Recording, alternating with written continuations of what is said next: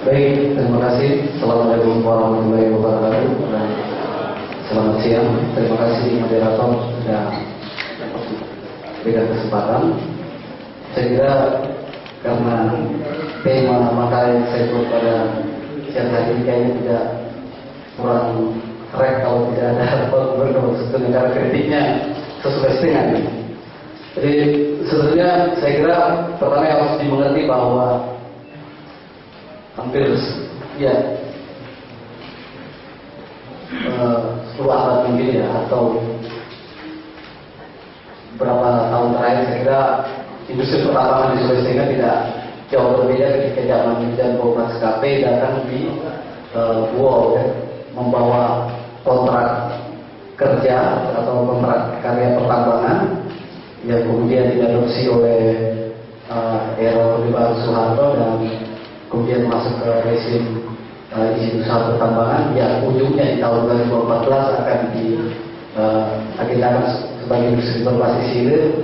Itu akan mengulang cerita-cerita yang sama bahwa penguasaan maskapai asing yang lebih dominan saya kira, dan cerita itu belum terlalu banyak berubah ya dalam beberapa tahun terakhir. Saya kira industri pertambangan di Sulawesi Tengah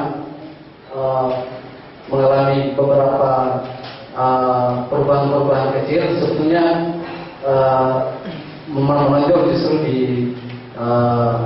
sejak intervensi perusahaan-perusahaan Cina masuk di beberapa daerah, terutama di wilayah Kabupaten Morowali, yang dimanfaatkan sebagai transisi kami di Jatam lebih suka menyebutnya sebagai perampokan begitu, karena ini memanfaatkan suatu fase transisi konstitusi di mana pemerintah belum menetapkan bahwa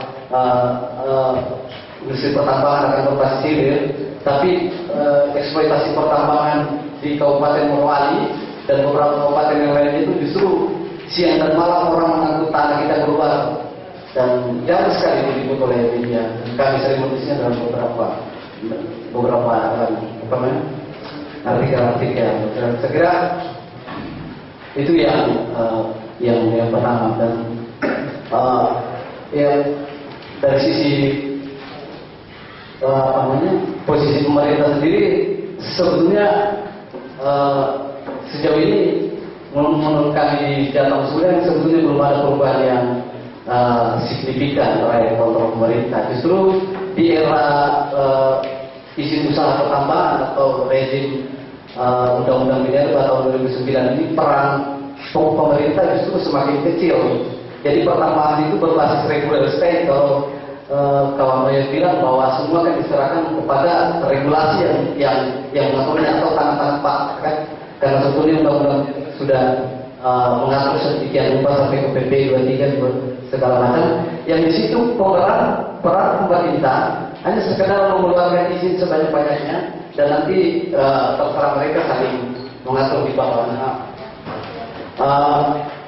Yang kedua, yang membuat dilihat pemerintah jauh ini sebetulnya konflik antara pemilik kapital. Saya menyebutnya pemilik kapital sektor pertambangan. Ini konflik yang muncul antara kepentingan kelompok-kelompok perusahaan-perusahaan pertambangan Cina, baik perusahaan swasta maupun negara, yang kemudian berlomba-lomba masuk di beberapa wilayah. Saya kembali memberi contoh Morowali karena Morowali yang paling tragis ya.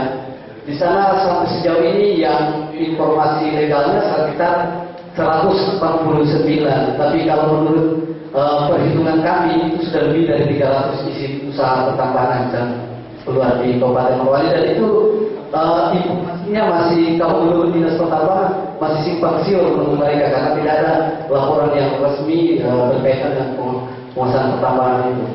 Nah, dampak dari pertikaian perusahaan-perusahaan ini yang berada di wilayah Kabupaten Morowali ini